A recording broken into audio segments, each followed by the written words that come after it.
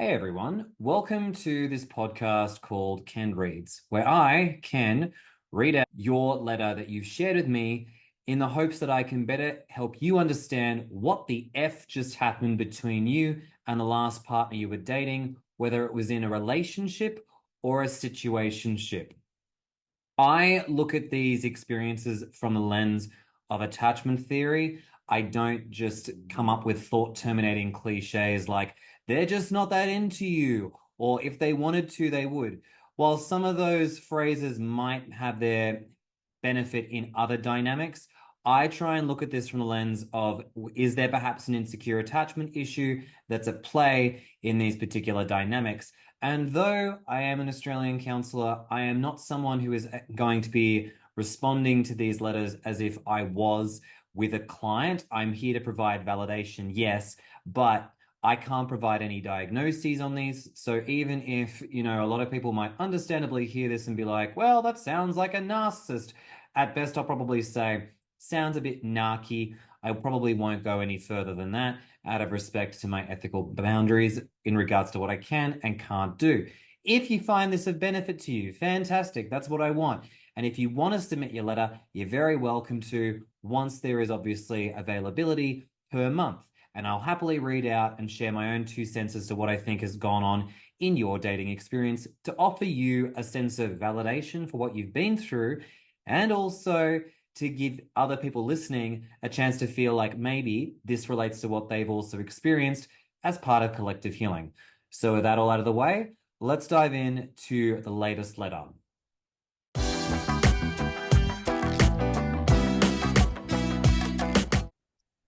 Hello, everybody. My name is Meaghen and I am a team member with Ken at Ken Read Counseling. I work with Ken as a coach, helping people to process the ending of a significant traumatic relationship that they had with somebody that had an insecure attachment style. I help folks to work on healing their own insecure attachment styles. I help folks to also provide some context and understanding of their previous relationship. If the person that they were seeing had an addiction of some kind, including things like gambling addiction, sex and pornography addictions, and helping people to work through the betrayal of these relationships too, as not every relationship, but a lot of folks who end up having their hearts broken by people that are struggling with severe insecure attachment woundings can experience some abuse in these types of relationships. So I also help people to understand that and maybe put context to what has gone on in their experience. So that's some of the work that I do with Ken. And again, I work part-time with Ken as a coach with Ken Read Counseling, and full-time I work as a registered social worker with the Ontario College of Social Workers and Social Service Workers. I provide addiction counseling to folks in my rural Southwestern Ontario community, and I specialize in behavior addictions. So there I see folks for addictions like sex and pornography, gambling, binge eating, technology addiction, video game addiction, shopping, hoarding, and I haven't mentioned that one already. I also see folks who do struggle with substance use as well. So that's what I do primarily full time. And I also have worked for a number of years in the field, frontline work with victims of domestic violence. So taking that knowledge and bringing it forth into the work that I do with Ken helps me to be supportive with my clients in this space. So yeah, it's a little bit about me. So for today's letter reading, I'm actually by myself. There's no Ken today, so I'm going to go through this letter that was submitted by a gentleman who I'm going to refer to as Jay, and he wrote about his ex named Kelly. So we'll go ahead and get into this letter. So Jay writes, "Dear Ken and the team, I want to start by expressing my sincere gratitude to you all for everything you do. Kelly and I met in early June 2023. I was 33 and she was 34. We met on Bumble. From day one, there was something very different about her in all the best ways. Being around her was effortless. It felt like I was talking to a best friend I had known my whole life, not someone I had just met." We're going to touch on that point here shortly. The feeling was mutual. At the end of the night, we kissed and we arranged to meet the following week for date number 2. We quickly began spending a lot of time together. Our conversations were amazing and the chemistry was undeniable. She'd often say things like, "What have you done to me? I've never felt this way before." It wasn't long before she introduced me to her family and I introduced her to mine. I had a 3-year-old son and she was great with him. So I just want to quickly stop here at this letter. So a few moments ago, I said I was going to touch on a part in this letter where Jay talked about feeling like he knew Kelly her whole life or his whole life, and it was effortless getting to know her.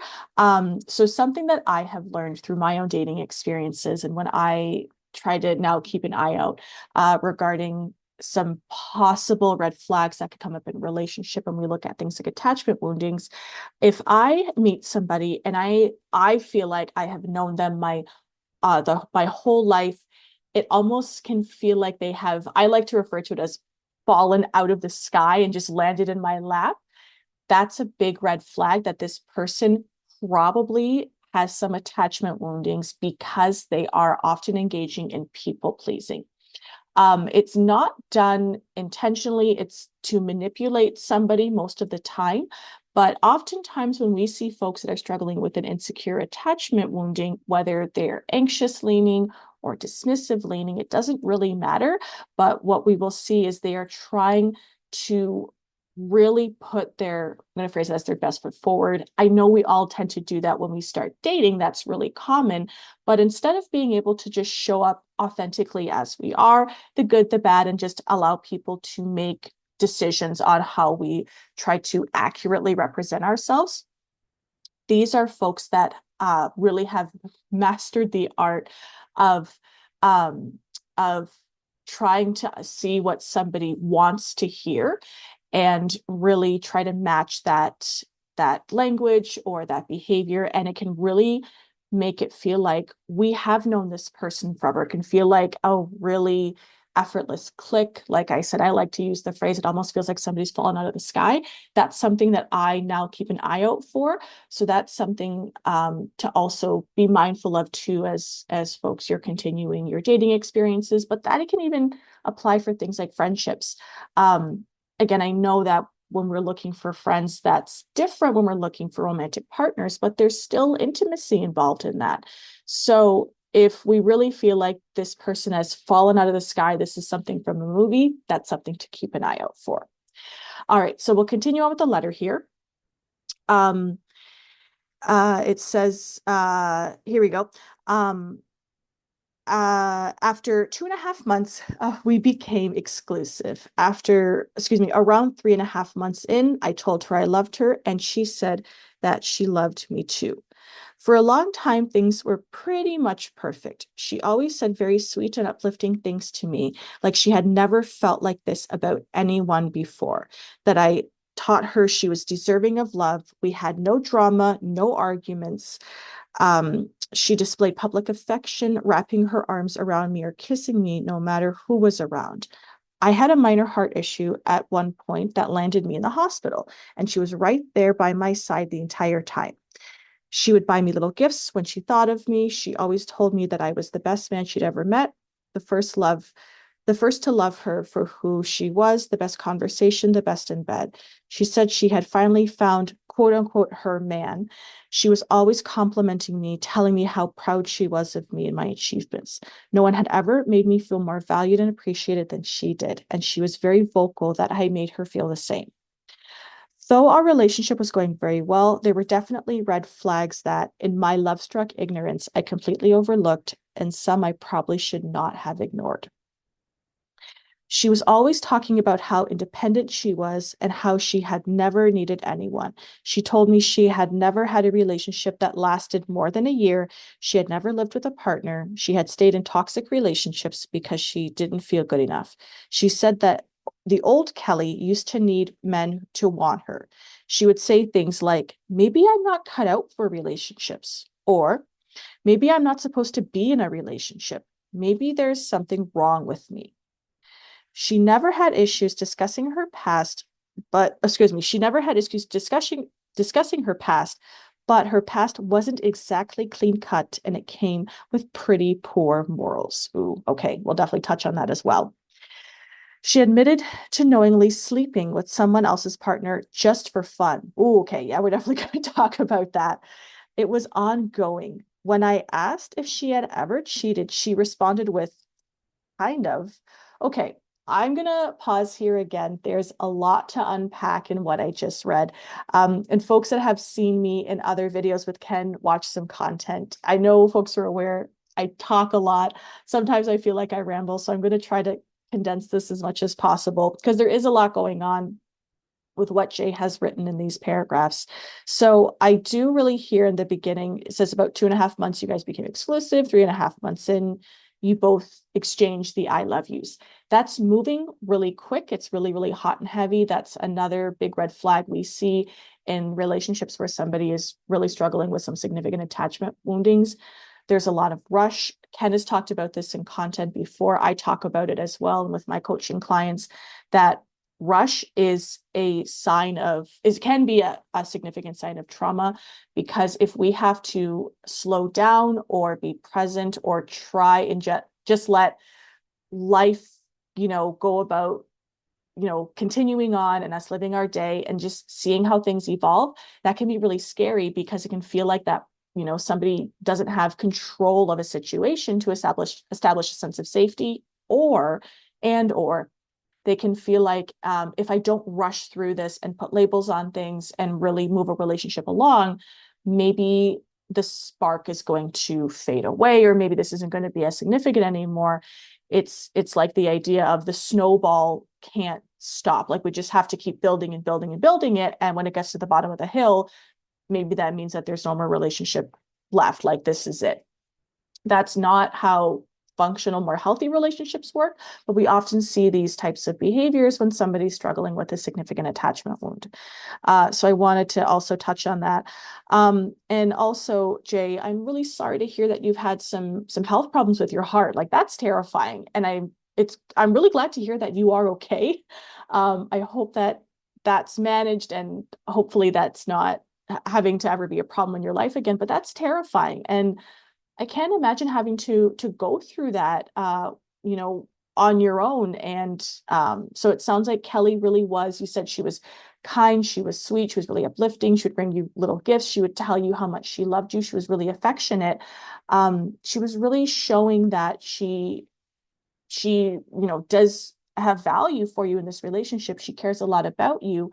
And I know that a lot of people, especially if you're newer to this content, think that, maybe they never loved me, maybe they never cared about me.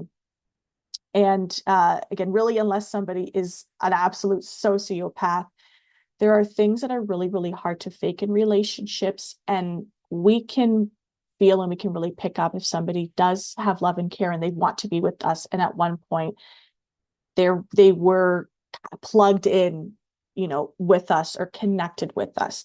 So I really hear that Kelly was showing up and she was worried about you and wanted to make sure you were okay, and trying to show that she wasn't going anywhere. So I really, really recognize that. And you said there was no drama, there was no arguments.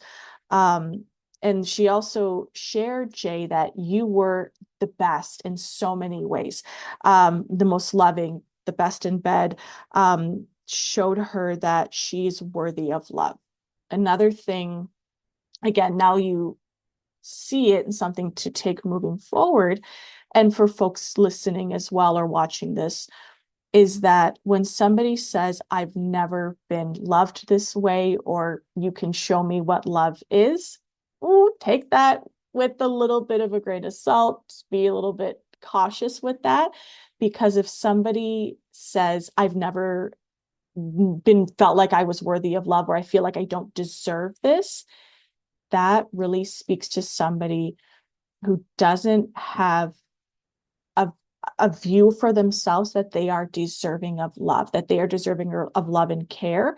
And if they feel like this is almost a revelation for them in a relationship, they're going to run very quickly. Because if somebody doesn't have that internal sense of self-worth first, and you try to give it to them in a relationship, they're going to run. It's not going to be healthy. It's not going to be sustainable. They may feel like, oh, this, Jay is showing me he loves me. But again, if it's just from another person, they can't find that within themselves, that love's going to run out very, very quickly. So that's something to keep in mind.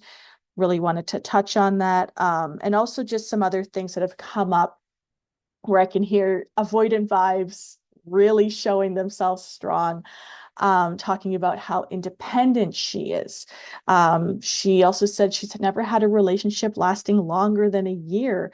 Saying things like, maybe I'm not cut out for relationships, or I'm not supposed to be in a relationship. There's something wrong with me.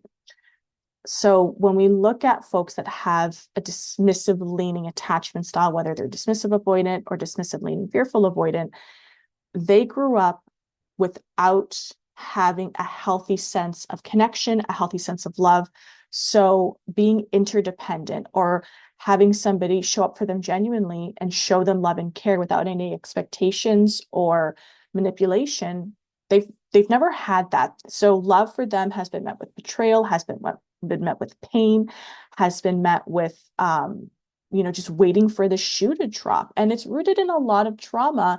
And again, betrayal, mistrust, and distrust around relationships with other people. We typically think of those caregivers, the parents, grandparents.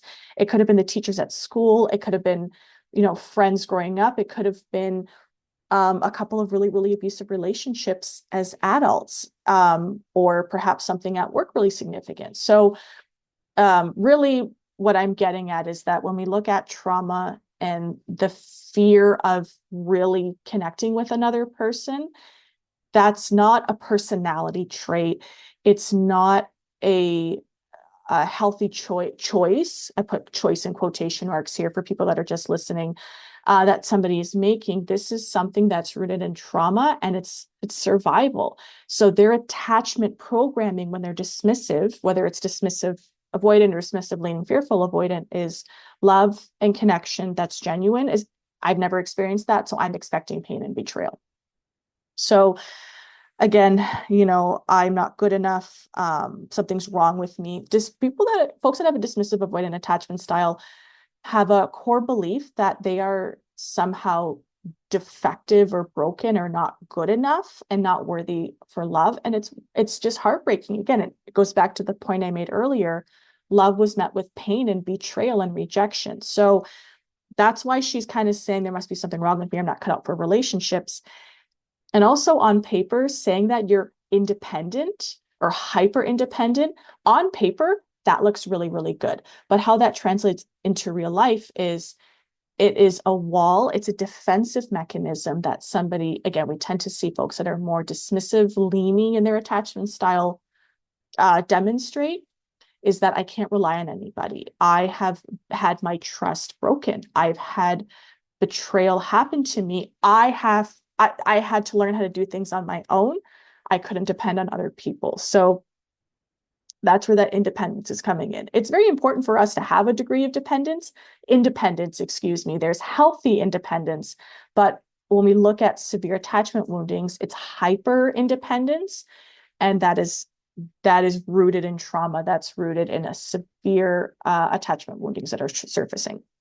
And then the cheating. Oh my goodness. I also kind of perused this letter a little bit earlier, so it's going to be touched on a little bit more. But essentially, when she was saying that she kind of cheated, again, quotation marks here, you either cheat or you don't. There's no in between. And Jay, you said absolutely, she doesn't have good morals.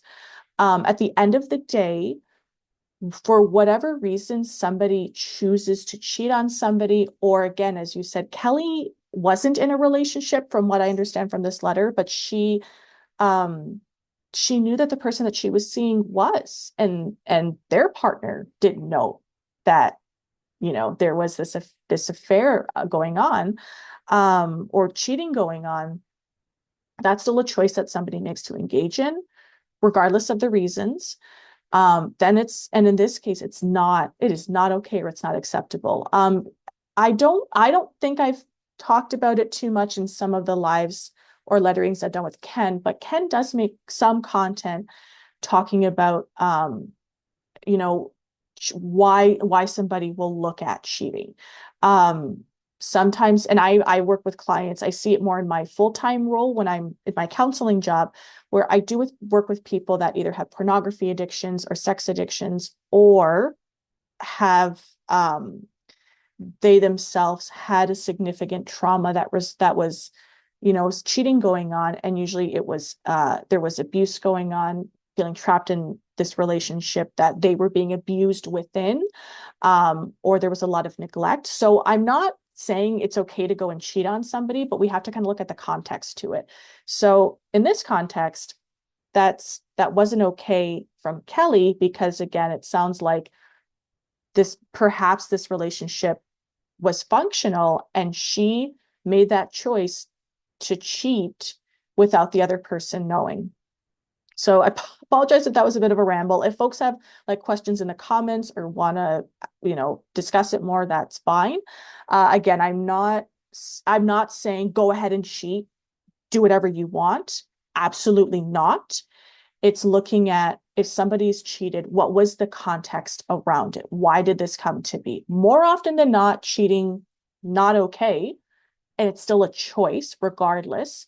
But sometimes it's, my needs were not being met and I was in an abusive relationship and I didn't have anywhere to go. Again, does not sound like the case with Kelly, but that's some of that context to it.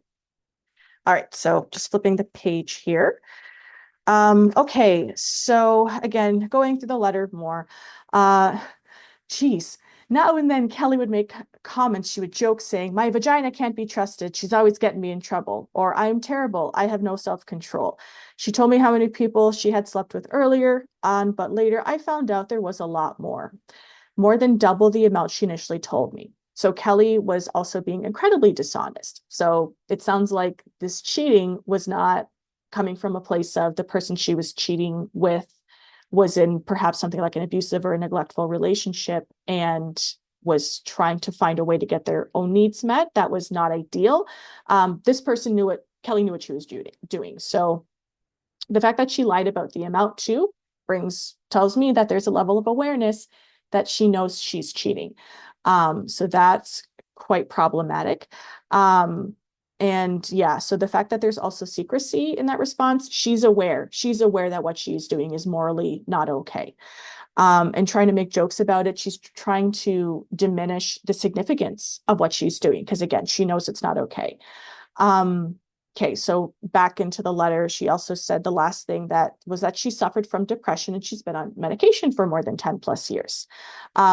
Jay goes on to also say, in the back of my mind, I knew she had some issues, but at the same time, I thought, who doesn't? I had grown up since my previous relationship, so who's to say she hadn't also? As far as I was concerned, she had never done me wrong. Everything was natural and effortless, and she made me feel like a king. Then it all changed. One day, I brought up something that seemed to send her completely in the opposite direction. Around the 1 year mark, I asked where she saw the relationship going and how she would feel getting a place together someday. Her response was that she didn't want to talk about those kinds of things because, in her words, anything could happen. She also gave excuses as to why we could never live together. Trivial things like our dogs probably wouldn't get along. It sounds like, as Ken would say, I like mountain hiking, but you don't like mountain hiking. So therefore, we can't be together. Again, I'll touch on that in a bit, but hearing some pretty asinine excuses coming up.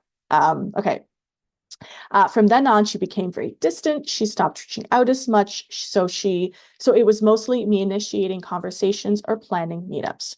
Her responses became vague, short, neutral answers with massive gaps between messages. She was flaking on plans, wanting more nights alone, and making excuses often. The most concerning change was that she stopped saying, "I love you" back to me at times when I said it, and she almost never said it first anymore. Even simple questions about her day-to-day life were dismissed. She would either ignore them entirely, give 1 to 2 word answers, or change the subject. It felt like the life she used to share with me quite freely was now off limits and none of my business. I did not know she was describing at the time all I knew was we were amazing and now we were not. And I had no idea why. Oh, Jay, I'm so sorry. And also reading this letter, I know I talked about it in the live one day and I talk about it with my clients. These relationships, it's kind of like it's ice cream, it's just a different flavor. All of these relationships, when we look at folks with really, really severe attachment woundings, will have very similar themes and experiences come up, and they'll say very similar things, like it's like a playbook. But again, each relationship is unique. Each relationship brings something a little bit different to the table. So that's what I mean by it's these relationships, it's like ice cream. There's a basic way to make it, and then you add flavors and add-ins and toppings and whatnot. So I hear a lot of really similar things that are brought up in these letter readings and what we hear with our clients about how somebody with a really severe attachment wounding starts to essentially sabotage and blow up what's often a good relationship. So, you know, earlier in the letter, Jay, she mentioned that she's never dated anybody longer than a year, and she's never moved in with anybody. That hyper independence, and she just phrased it as independent, but it's hyper independence. I really see that as she's starting to pull away. I definitely hear pretty significant dismissive avoidant attachment style. If I had to kind of guess what was going on. Because you said you brought up something and she just totally changed in the opposite direction. And you're right. Do you want to look at getting a place together? And that was just shut her down. And you said she just gave trivial excuses like our dogs probably wouldn't get along. And again, Jay, I know that Kelly mentioned that she's never lived with anybody. She's very hyper independent. But as you said, things were going really, really well. And it sounds like she felt so loved and connected with you. Why wouldn't you guys want to move in together? And so that's where I hear again this really severe, I'm going to probably guess dismissive avoidant attachment wounding is showing up, it's rearing its head. And when that happens, when someone's attachment woundings are activated, the brain is trying to essentially, again, quote unquote, run away from this threat, which is this attachment, this bond in a relationship, because attachment, bonding, having somebody show up for them, for folks like Kelly, was never met with something that was a positive experience. So in Kelly's mind, she's basically saying, nope, don't do this. Don't move in with Jay. He's going to leave you. It's going to be a betrayal. You're going to be disappointed. We can't have this. We can't deal with this type of heartbreak from somebody that we also really deeply love and care about. And Kelly said it, and I hear it. And again, that I really hear that triggered her. Nothing you did intentionally. And Jay, I know if I were in your shoes at that time also, and I was really trying to learn and understand more about how attachment woundings can affect folks, I would have thought the same as you. Like, again, on paper, things were going really well, but for her, that's too close. That is way too close. And she can't handle that level of intimacy. And even though what you're asking is not too much. So essentially her brain starts trying to pull at, straws, anything it can to say, we can't get with Jay. We can't move in with Jay. So what's going to happen? What if our dogs don't get along? It could have been even be something stupid like, we can't move in together. You like sourdough bread and I like whole wheat bread and I can't have that in the house. Just something completely asinine, doesn't make sense. And they're very firm in that belief. So that's what I hear is going on. You said she started to become very distant. She started to pull back. The thought of having that close of intimacy and that level of commitment, I'm now living with somebody, it's moving the relationship one step closer in intimacy and connection. That's when we also see folks with more of those dismissive attachment woundings really start to surface. The idea of having to get close to somebody and committed, or taking that next step, like moving in together, buying a house, getting married, starting a family. all of that, or again, even just two people moving closer together, that can be enough to trigger somebody's attachment wounding. So there was, what really triggered them to start the process of somebody distancing and pulling away. So that's really what's going on. You said she stopped saying I love you. That's, again, nothing that you did intentionally. Those are her attachment wounding surfacing. And she's starting to shut down and disconnect because her nervous system is feeling threatened by the idea of you wanting to move in with her. So yeah, so I know a lot going on. I'm going to continue more with the letter reading. I tried to get her to open up about what was bothering her, but she always insisted she was fine. It was like it bothered her that I even asked. I asked her older sister for some advice. She just sighed and said, oh, that girl really needs to get out of her head. She doesn't believe independence and commitment can coexist. Okay, that right there, that is that's like a hallmark sign when we look at people that have a severe dismissive leaning attachment wounding. The idea that independence and commitment cannot coexist. And it can. That's what we call healthy interdependence. She has no idea what that is and said she's always in her head. And you knew something was wrong. Kelly knew something was wrong for her, but she goes, oh, yeah, I'm fine. Because also for her, if she had to share what was wrong, in her mind, and again, Jay, I know, you probably wouldn't, but oftentimes when she had to be vulnerable and share what was going on for her, it was met with somebody dismissing the experience. She was betrayed, belittled, ignored.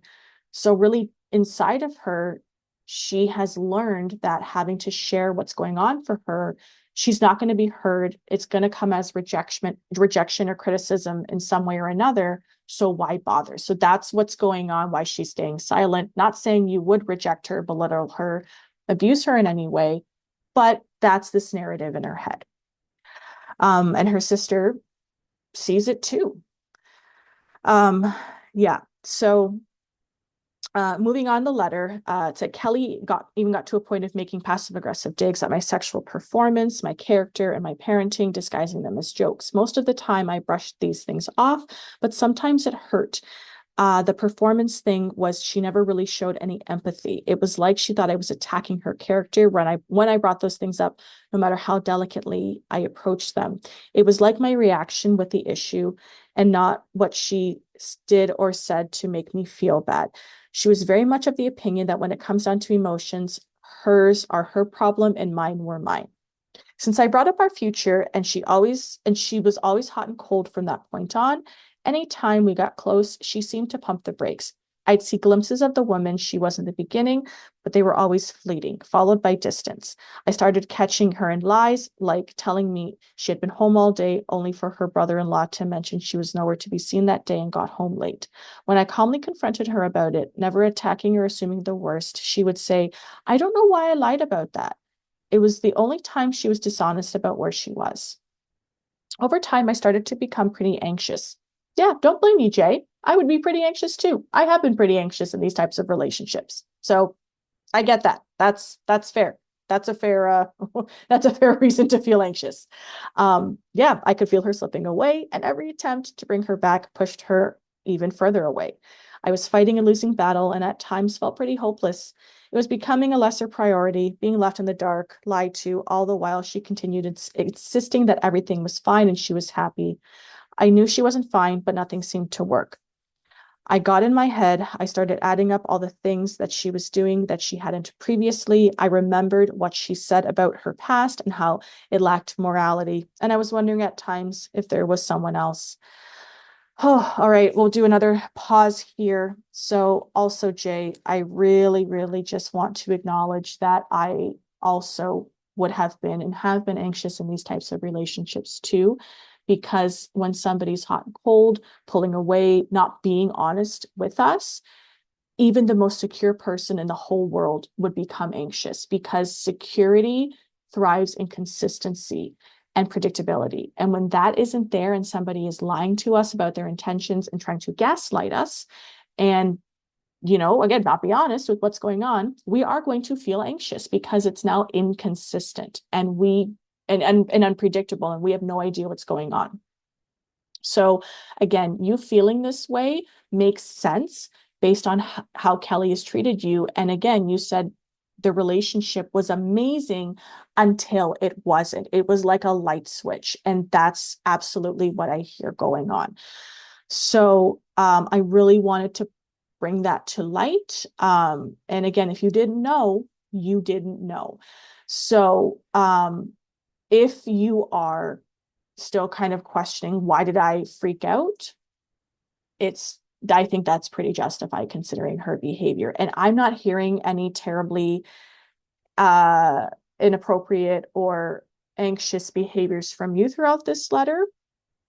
So again, the only anxious I'm hearing is that you said I got my own head as this relationship was breaking down and I didn't get any guidance.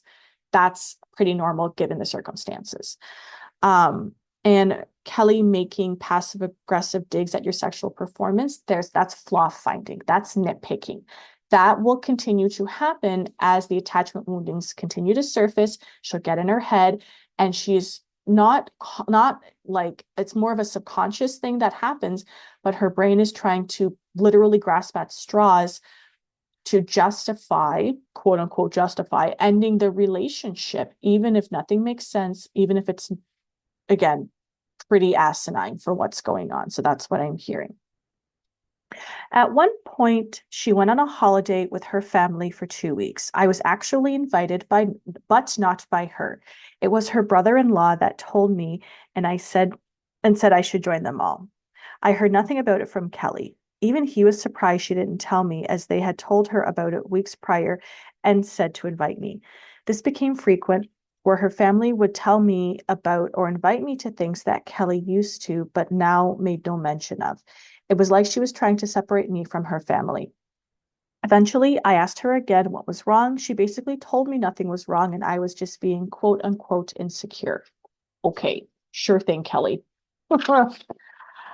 A few days later, I had made a big mistake.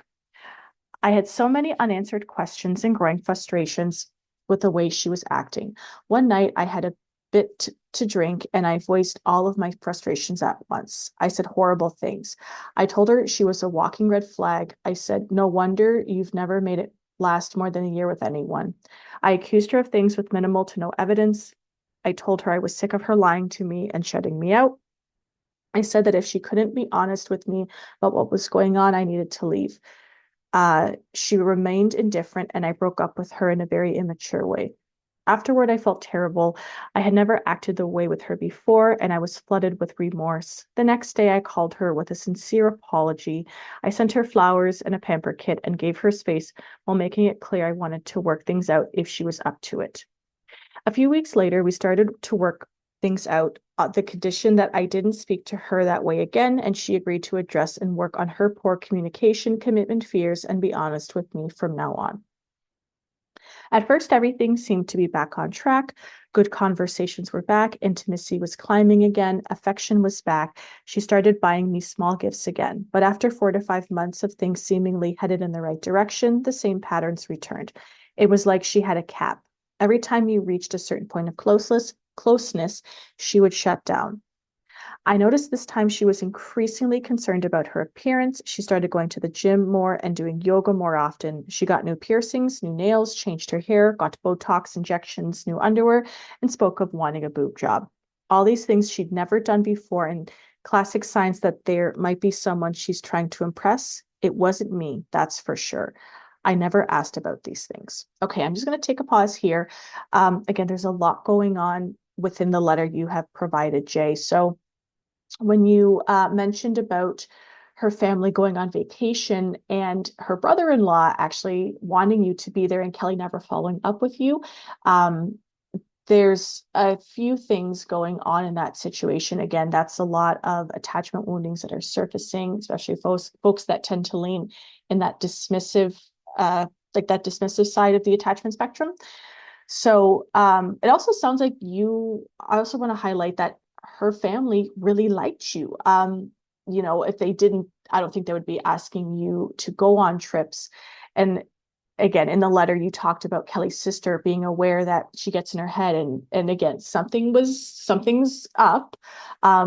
perhaps Kelly's sister may not have had the language to put to this experience that Kelly is having regarding her own attachment woundings. So her not wanting to invite you, it's again not because you've done anything wrong. And I do genuinely believe that she does love and care about you, and she doesn't want to invite you because, again, that's bringing intimacy into this relationship that is too much for her. That connection, that bonding, she can't handle that. So having to have somebody again be there, it's too much for her. And in the letter you talked about, it's like she had a cap. That's really what it is. Her capacity to have a relationship with intimacy, with affection, with vulnerability, and being interdependent and showing up for another person is this big. It's tiny. It's like a Barbie sized teacup. I've made that reference before. She it may be a little bit there, but it's not really. So that behavior is her, again, not wanting to be close to you, and not because she doesn't like you, not because she doesn't care about you. It's because she does, and she cannot handle that deep level of intimacy and commitment due to her attachment woundings. It's, again, that level of intimacy and vulnerability is perceived to be unsafe in her brain, because right now her brain is essentially wired that love and intimacy that's genuine, that doesn't come with conditions, will essentially crumble. It will backfire. It will come to an end. That's the word I'm looking for. It's going to come to an end. And she can't handle that level of rejection. So a lot of that's why she's didn't want you to come. And again, she's shutting down. So it's not you, it's really her. And then talking about you breaking up with her, I definitely can appreciate you felt like that it was immature, it didn't go the way that you wanted to. The relationship stopped because you said I had a little bit too much to drink. So I also recognize that, yeah, you said like, I felt really bad about it and you wanted to apologize, giving her space to work on things. I heard you were trying to acknowledge that you didn't communicate in a way you wanted to, you didn't behave in a way you wanted to, and you have regrets about it, and you were trying to make up for it. And you talked about the conditions. Ellie has a lot to work on. And she said that she's going to work on her own commitment fears and her own poor communication. And just within the letter, because I recognize it wasn't in here, I wonder how she was going to work on those things. Because full transparency, that level of avoidancy and fears of commitment that you did mention, like, she's never been in a relationship longer than a year. She was a walking red flag. Yes to both of those things, she is. And again, we don't know what claims you made that you said were baseless, so that's why I'm not commenting on it. I'm not trying to like villainize her. It was just, again, not too much information there. But what you did say, you hit the nail on the head. She is a walking red flag. She has stuff to work on. But again, with these types of relationships, unless somebody goes to therapy, and in this case, a therapist, a counselor, or a really good coach that works on attachment woundings, she's not going to be able to do this on her own, because that it's such a deep core level of pain and mistrust and lack of self-love and self-worth that's running the show, and she has to unpack that with a professional. That's not something she can work through on her own. But I'm wondering if she has, because she's also very hyper independent. When people have to get support from another person, like a mental health professional, a good coach, you have to be able to be okay relinquishing some of this control, because again, if you knew how to quote unquote fix yourself, work on your stuff, you wouldn't have to get another person involved. But that's not how human beings are built. So I do wonder, I wouldn't be surprised if she's trying to do this on her own, and understandably it's backfiring regarding trying to help herself. and again, talking about her become more concerned with her appearance, going to the gym and Botox and nails, talking about a boob job. She could have another person in the picture. I don't know. We haven't gotten this far in the letter. And I know she talked about being a very aware serial cheater, especially with people that she knew were already in relationships. So I'm going to say could be, but if she also recognizes that she has not been showing up very well in a relationship, she could be trying to overcompensate for her behaviors and try to make herself feel good. So it could be either or. I'm not going to land on something because, again, we don't have enough information yet regarding this letter. Yeah. Okay, so the night before we broke up, I calmly asked her in bed what was going on, as she wouldn't even look at me. She assured me once again that everything was fine. The next morning we kissed and she told me she loved me and that she would see me that evening. I went to work. An hour later, she broke up with me over text. When I asked why, she gave all the cliche surface level answers. I can't give you what you need. This is the best thing for you. You deserve better, or we are too different or incompatible. If all of these things were on a bingo card, you would have won the bingo, Jay. All of the things she said are the classic, I can't give you what you need. These are the classic lines. Again, I think I've said it in another letter. Another letter reading.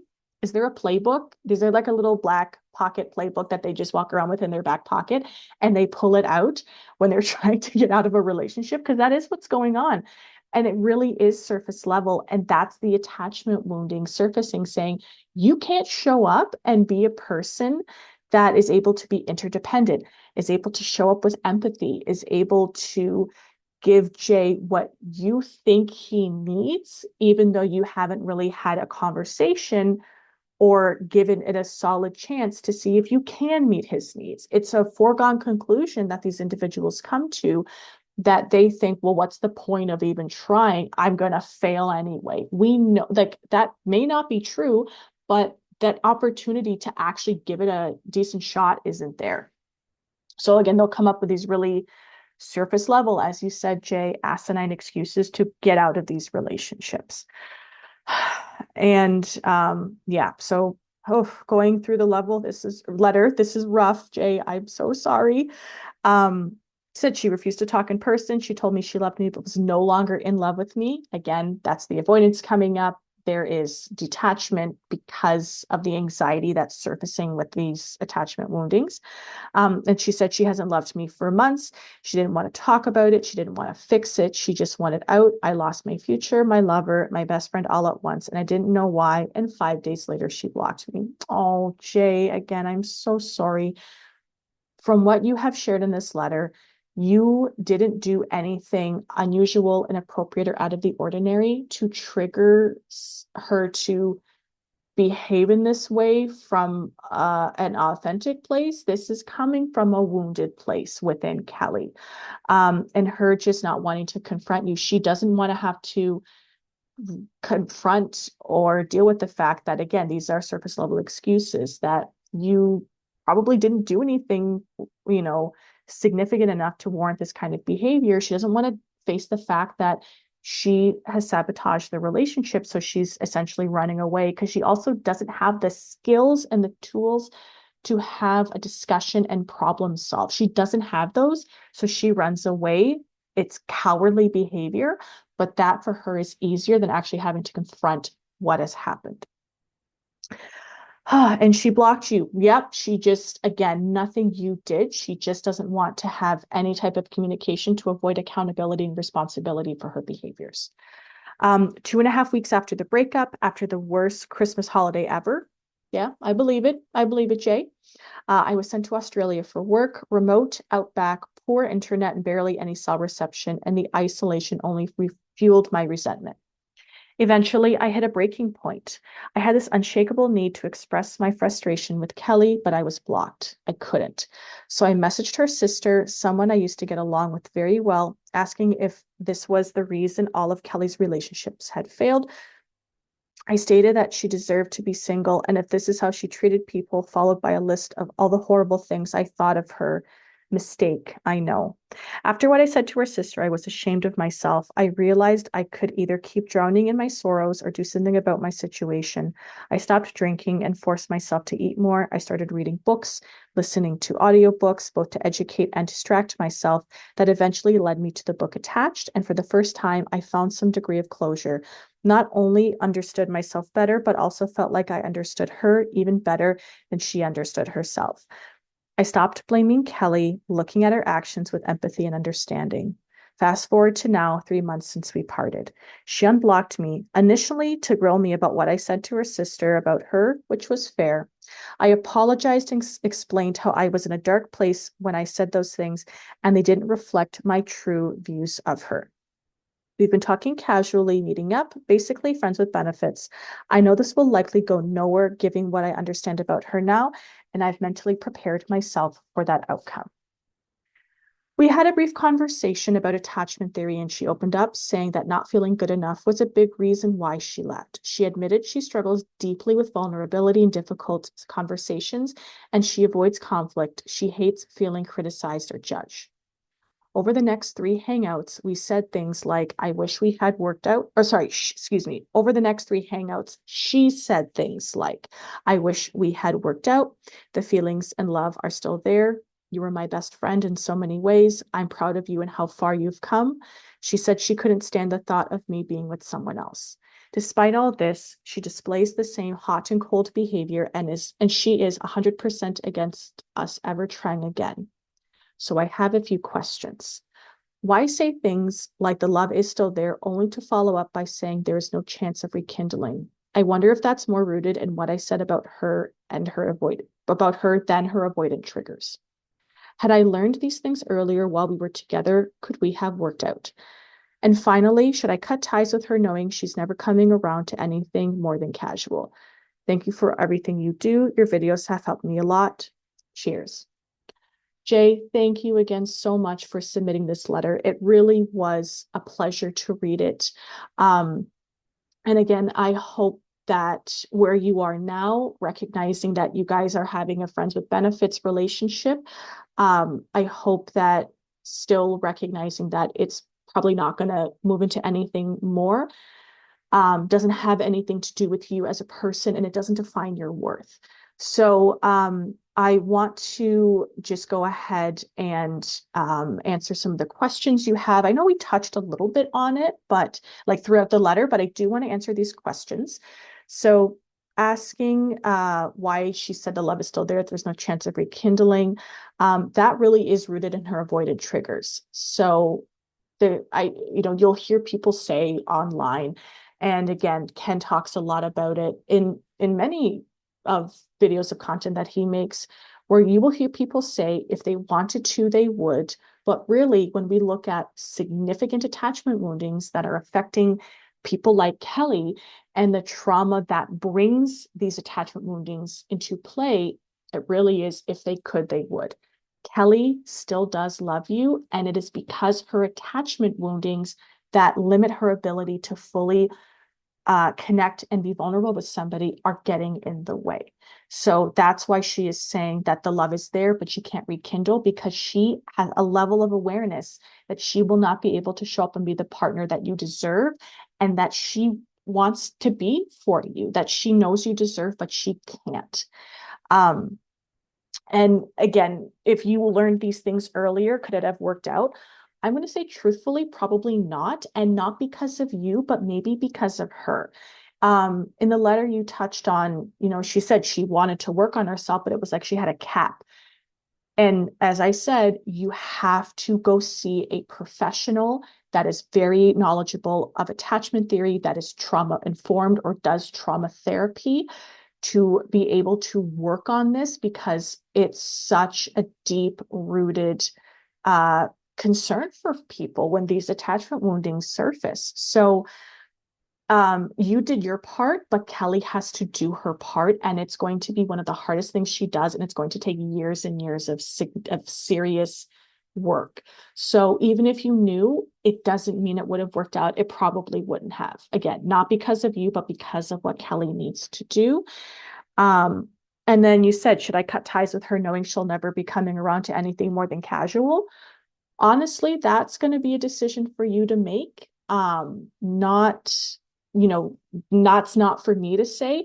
If you are okay with this being friends with benefits, go ahead. No one's going to stop you. I'm definitely not going to judge or criticize you. But if you are wanting something more and you recognize it's not going to be more, that's when I would look at cutting ties, because you are just going to keep yourself stuck, and it's just gonna continue hurting you emotionally. So it's really reflecting on what is it that you want out of this relationship. And if you're okay with it is like with what it is as it is, that's fine. But if not, you know, you may have to then cut those ties and find someone who can give you a relationship that you are wanting. All right.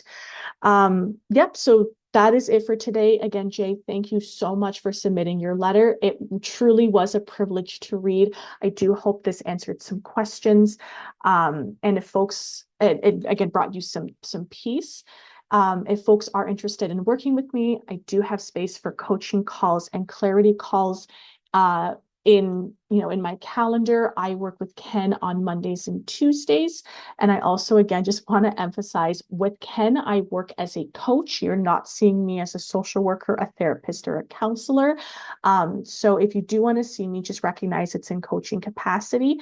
But if you are looking for like a social worker or a therapist or a counselor, not me, but I can try my best to connect you with somebody either within our team, like Kate, who's a registered psychotherapist, or somebody within your area. But yeah, so like I said, if folks are wanting to work with me in a coaching capacity, I have space wherever you are in the world. I hope you enjoy, have a great day, and take care.